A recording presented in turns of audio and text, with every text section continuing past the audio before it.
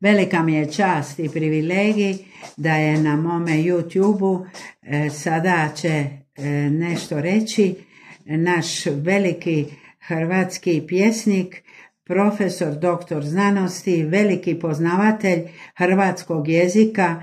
Davno je još Heidegger rekao da je jezik kuća bitka.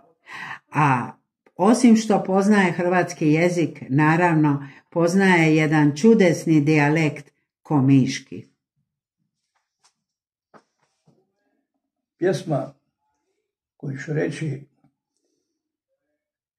napisana je davno na mom komiškom govoru.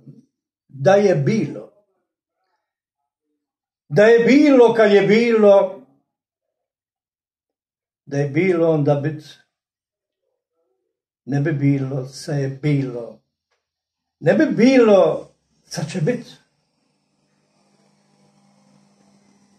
Moglo bi se zaboraviti, mirno bi se moglo spat, da je bilo kad je bilo, da je bilo onda znat, da je bilo sa ni bilo, sa ni bilo da je bilo, ne bi tilo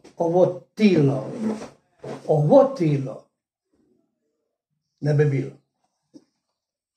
Bravo. A, puno hvala. Plješite slobodno.